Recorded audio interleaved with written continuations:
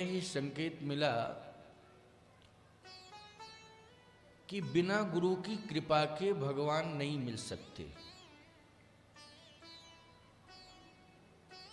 ये बिल्कुल सत्य है। चाहे जितना तप कोई कर ले, लेकिन वो तप उसका मनमुखी माना जाएगा, उसे गुरुमुखी होना ही पड़ेगा। बिना गुरुमुखी हुए भगवान मिल नहीं सकते। आज के कथा क्रम में एक बड़ा सुंदर उदाहरण है। महाराज दशरथ ने मनु के रूप में तप किया। जब महाराज मनु थे, यही दशरथ जी तो मनु थे, नैमिषारण्य जैसे तीर्थ में तप किया। उस तप की परिणति ये हुई कि निर्गुण ब्रह्म सगुण बन के आया। लेकिन क्या उस ब्रह्म को वो रोक पाए? प्राप्त तो हुआ, लेकिन वो वरदान दे के चला गया, रुका नहीं। क्या आपके पास ठहरा? रुका। मनु जी से पूछा, आपके पास वो ब्रह्म रुका, वो ठहरा? तो मनु जी ने एक ही बात कही, आश्वासन देके चला गया ब्रह्म। आश्वासन क्या मिला? कहा, मैंने ऐसी डिमांड की थी कि वो डिमांड सुन करके, मेरी मांग को सुन करके पहले तो आश्चर्यचकित हुआ। अच्छा, आप सब रामचरितमानस के श्रोता हो, वर्षों से कथा सुन रहे हो। महाराज मनु की मांग क्या है? मांग पर विचार कर। महाराज मनु की मांग ऐसी वैसी मांग नहीं है। महाराज मनु की, मनु जी ने जैसा भगवान से मांगा, आज तक भक्तों ने ऐसा कभी मांग ही नहीं पाया। बहुत भक्तों ने भगवान से मांगा। प्रहलाद ने भी भगवान से मांगा, ध्रुव जी ने भी भगवान से मांगा, मीराबाई ने भी भगवान से मांगा, सूर तुलसी कबीर ने भी भगवान से मांगा, सुतीक्षण जी ने भी भगवान से मांगा, अत्रि जी ने भी भगवान से मांगा। लेकिन प्यारे, ये सब मांगते रह गए, भगवान चले गए। दे दिया जो मांगा सो दे दिया, लेकिन भगवान रुके नहीं किसी के पास। क्या रुके? चले गए भगवान। मनु जी ने भी मांगा। क्या मांगा? दान शिरोमणि कृपा निधि, नाथ कहो सति भाव,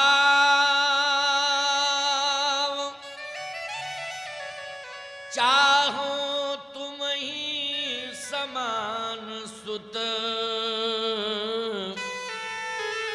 प्रभु सन कवन दुराव। चाहो तुम ही समान सुत, प्रभु सन कवन दुराव। मैं आपके समान सुत चाहता हूं, ये मांगा। अब सोचो जरा, ध्रुव जी ने भी भगवान से मांगा, लेकिन क्या मांगा? आपका मैं भजन करता रहूं, आपका मैं भजन करता रहूं, बस यही मुझे चाहिए, इसके अलावा कुछ नहीं चाहिए, भजन करता रहूं। आप, बहुत अच्छी बात है, मांगना भी चाहिए भगवान से यही। हम लोगों की असली मांग तो यही होनी चाहिए कि हम आपका भजन करते रहें, ये मुझे मिल जाए। लेकिन आजकल के भक्त तो भजन ही इसलिए कर रहे हैं भगवान का, भोजन मिलता रहे, भोजन मिलता रहे।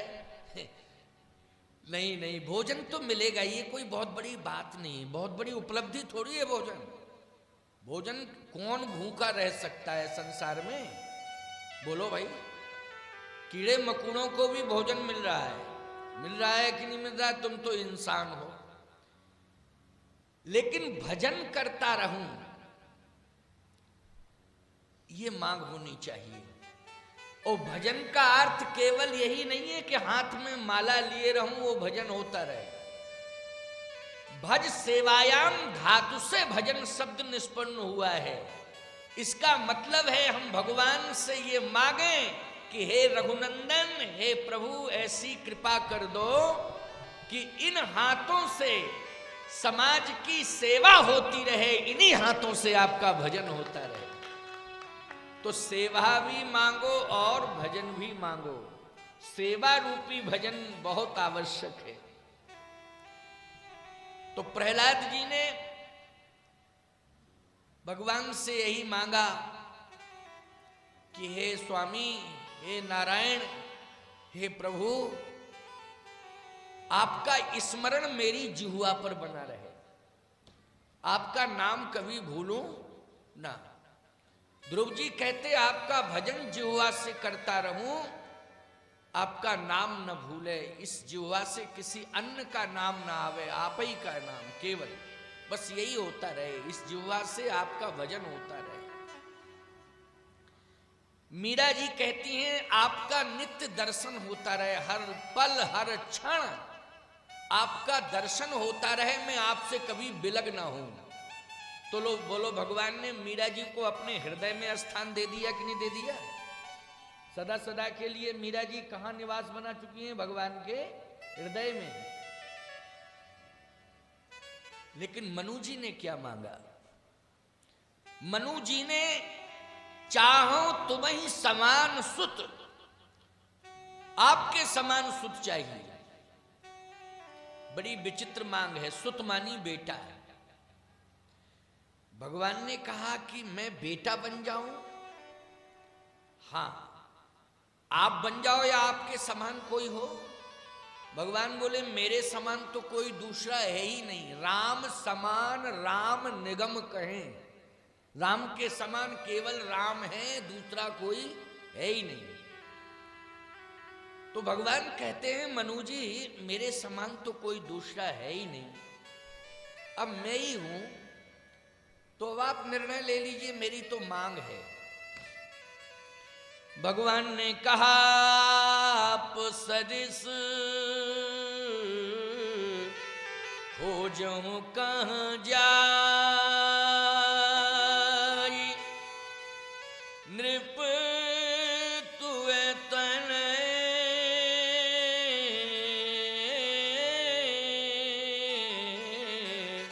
होव में आई,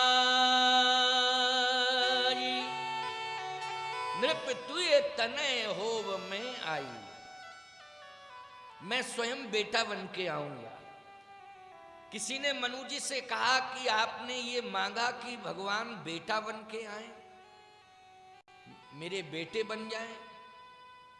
बेटा तो सेवा करता है ना, भगवान से सेवा कराना चाहते हो? क्यों भाई, बेटा का काम क्या है? जल्दी बोलो। बेटा का काम सेवा करना है। और भगवान से ये कहा जाए कि बेटा बन जाओ, तो आदर्श बेटा वही है जो बाप की सेवा करे, माँ की सेवा करे, परिवार में जो वृद्ध जन हैं उन सब की सेवा करे। क्यों भैया, यही आदर्श पुत्र की पहचान। तो मनु जी से कहा भक्तों ने, संतों ने कि क्या मांग रहे हो? ये क्यों नहीं मांग रहे हो कि गुरु आप बन जाएं मेरे? क्यों भाई, तो मुझे सेवा करने का अवसर मिले, आप मेरे गुरु बन जाएं, आप मेरे पिता बन जाएं। ये मांग रहे हो कि बेटा बन जाए? भगवान को बेटा बनाना चाहते हो? मनु जी ने कहा हाँ, मैंने चैलेंज से कहा है कि मैं बेटा बनाना चाहता हूं भगवान। अब बनना हो तो बने, नहीं मना करे। हाँ, बनना हो तो बन जाए, नहीं मना करके चला जाए, हमें क्या दिक्कत की बात है। भगवान ने कहा नहीं नहीं, बेटा बनूंगा, लेकिन अभी नहीं, अभी इंतजार करो, मैं सब कुछ बनने को तैयार हूं। तो अभी क्यों नहीं बन रहे, आप जा क्यों रहे हो? कि अभी मैं जा रहा हूं। अभी नहीं बनूंगा। आ तो गया हूं, दर्शन भी देके जा रहा हूं, लेकिन अभी रुकूंगा नहीं। क्यों? कारण क्या है? ये तीर्थ नहीं है। तीर्थ तो बहुत अच्छा है, पुनीत तट है गोमती जी का, नैमिषारण्य दिव्य तीर्थ है, यहां साधु संत वास करते हैं। तो कौन सी कमी इस तीर्थ में नजर आ रही है कि आप दे करके जा रहे हैं, वचन दे करके जा रहे हैं, लेकिन आप रुक नहीं रहे? आप यहां ठहर क्यों नहीं रहे? कारण क्या है? भगवान ने कहा कि एक कमी है मनु जी आपके जीवन में। क्या कमी है? आपकी निष्ठा ने मुझे नैमिषारण्य तीर्थ तक तो ला दिया, लेकिन अभी मैं आपके अंतःकरण में प्रवेश नहीं करूंगा। देखो एक बात बताएं, पिता पुत्र को कहां स्थान देता है? ईमानदारी से बताना। हृदय से प्यार करता है वो बेटे से, अपनी संतान से करता है कि नहीं करता है? पिता अपने पुत्र से बोलो हृदय से प्यार करता है कि नहीं करता है?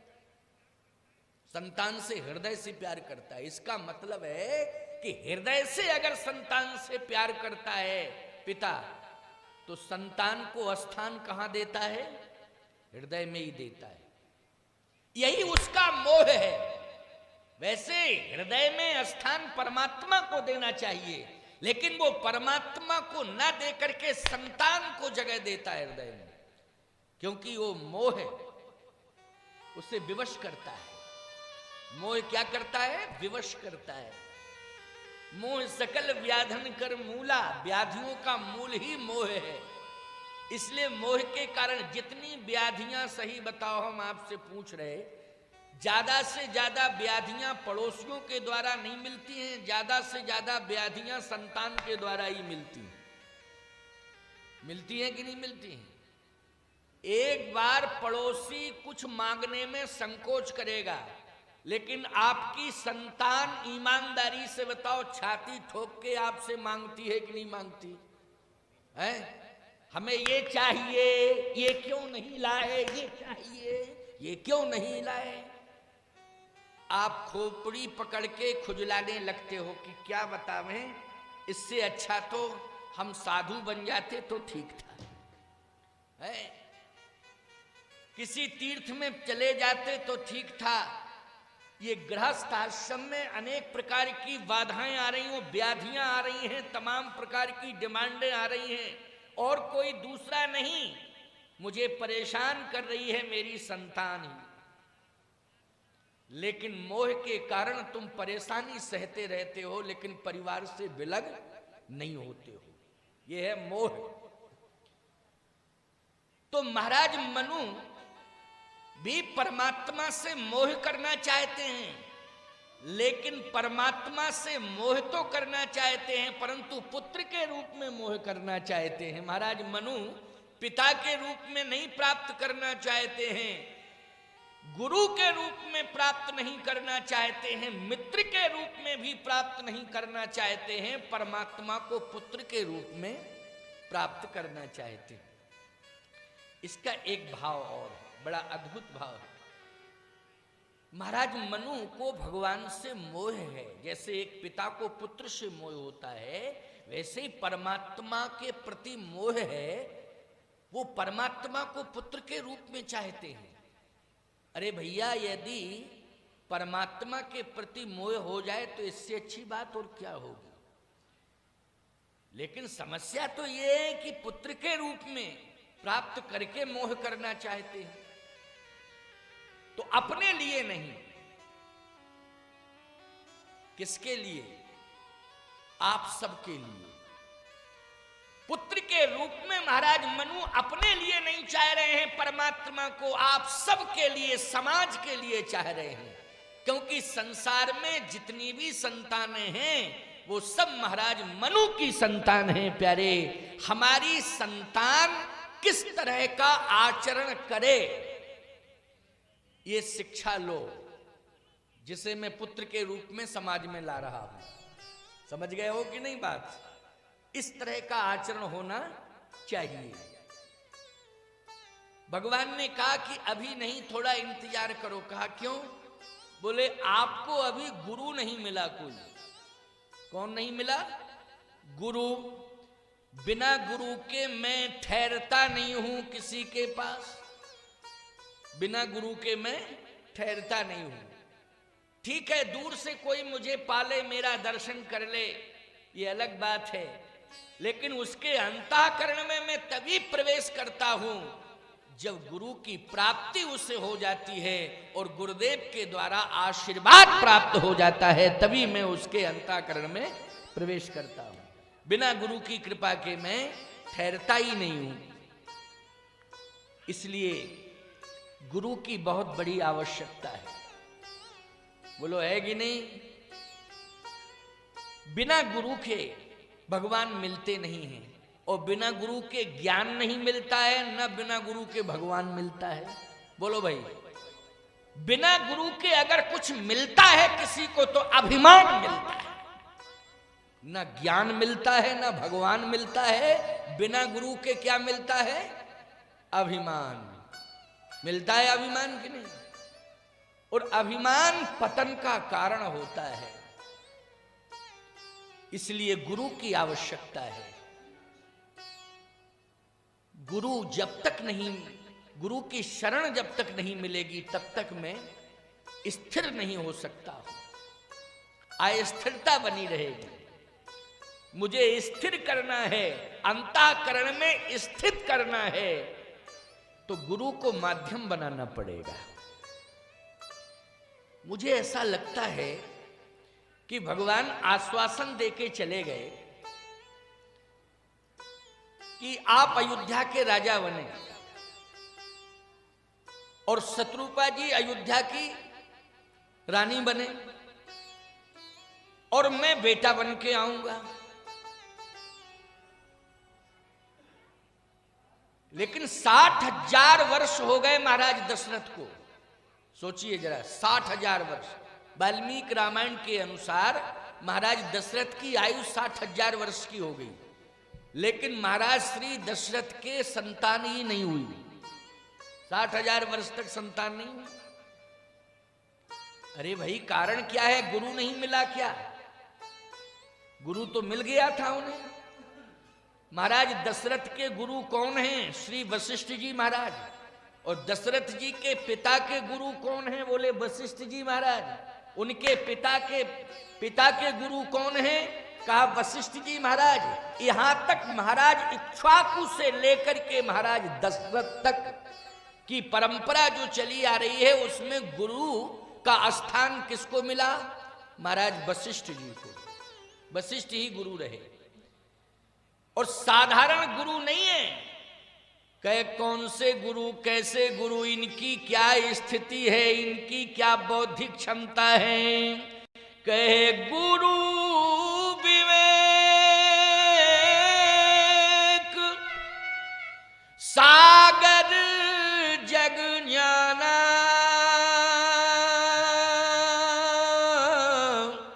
और जिन्हीं बीसु कर बदर समान।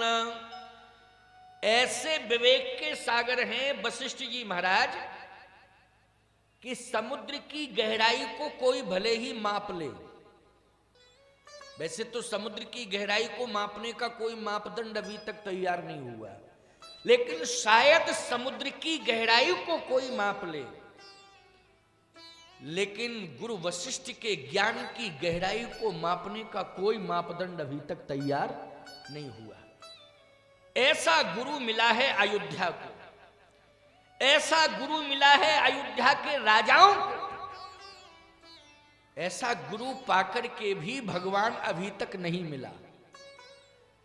60,000 साल के हो गए महाराज दशरथ, लेकिन क्या भगवान मिले? नहीं मिले। अभी कहां मिले हैं? 60,000 साल की आयु हो चुकी है, लेकिन भगवान नहीं मिले। जबकि महाराज मनु को भगवान आश्वासन देके आए थे कि मैं अस्थिर रूप से आ सकता हूं, जा सकता हूं, लेकिन स्थिर रूप से यदि कोई मुझे प्राप्त करना चाहता है तो मुझे प्राप्त करने के पहले उसे गुरु की कृपा प्राप्त करनी पड़ेगी। बिना गुरु की कृपा के मैं कभी किसी के पास सदा सदा के लिए नहीं आ सकता। देखो भैया, हम लोग भगवान के सहारे जी रहे हैं। हम तो अपनी बात कह रहे हैं, अब आप लोग भी भक्त हो तो यही भाव मानते होगे, लेकिन मैं अपनी बात कह रहा हूं। हम अपने वैराग्य की बात पर भरोसा करते हैं, हम अपने वैराग्य पर भरोसा करते हैं। हमें जो वैराग्य के माध्यम से संदेश मिला है उस संदेश पर हम विश्वास करते हैं, गुरु के आदेश पर हम विश्वास करते हैं कि आज हमारे अंतःकरण में हर हालत में, हर हाल में, हर चाल में, हर ढाल में यदि भगवान है, अनुभव करता हूं कि मेरे साथ है, उसमें मेरा भजन नहीं है बल्कि गुरुदेव का आशीर्वाद है, गुरुदेव की कृपा है। ये मैं मानता हूं कि गुरुदेव का आशीर्वाद मिला है, गुरुदेव की कृपा मिली है। भजन तो जितना हो रहा है उतना हो रहा है, नहीं भी होता, किसी दिन भजन नहीं भी हो पाता है। क्यों भाई? किसी दिन होता है, ये तो कंडीशन पर डिपेंड करता है। क्यों भाई? लेकिन ये मैं मानता हूं कि नित्य ही भगवान के दर्शन का अनुभव मुझे हो जाता है। उसमें मैं भजन का प्रभाव नहीं बताता हूं बल्कि गुरुदेव के आशीर्वाद का प्रभाव बताता हूं कि गुरुदेव का आशीर्वाद है, गुरु की कृपा है कि भगवान हमें एक पल एक क्षण छोड़ते नहीं है, एक पल एक क्षण भी छोड़ते नहीं है। ये गुरुदेव की कृपा का बल है, उनकी कृपा की विशेषता है। दशरथ जी को 60,000 साल मिल गए, लेकिन दशरथ जी को भगवान नहीं मिले। दशरथ जी को बल मिल गया, धन मिल गया, सम्मान मिल गया, यश मिल गया, लेकिन भगवान नहीं मिले। अच्छा एक बात बताएं, दशरथ जी को बल कितना मिला? बल तो इतना मिला कि सुरपति बसही बाहुबल जाके सुरपति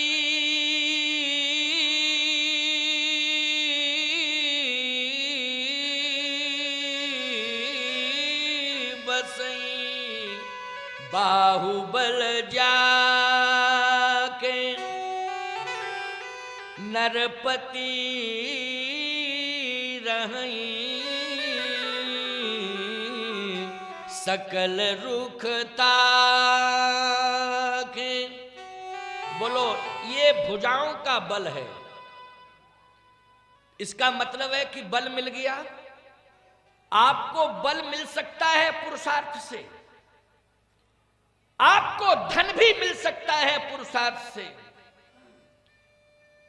आपको यश भी मिल सकता है पुरुषार्थ से, लेकिन भगवान तब तक नहीं मिलेंगे जब तक गुरुदेव का आशीर्वाद नहीं मिल जाएगा, गुरु की कृपा नहीं मिल जाएगी, तब तक भगवान मिलने वाले नहीं है। दशरथ जी को धन भी बहुत मिल गया। धन कितना मिला? अवध राज सुर राज सिंहाही दशरथ धन लख धनद लजाही। ये धन मिला। अच्छा यश कितना मिला? यश आगे हुए जही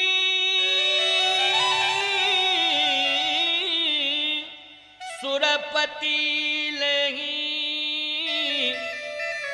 अरध सिंहासन आसन दे।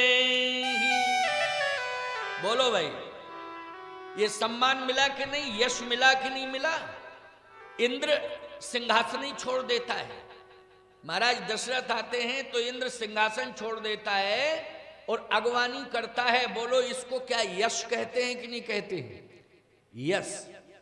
तो यश भी मिला धन भी मिला और बल भी मिला, लेकिन भगवान नहीं मिले। 60,000 वर्ष के हो गए। मन को केंद्रित करना, एक एक शब्द महत्वपूर्ण है। तुम्हारे जीवन के कल्याण के लिए ये कथा हो रही है। ये सामान्य और साधारण बात नहीं है।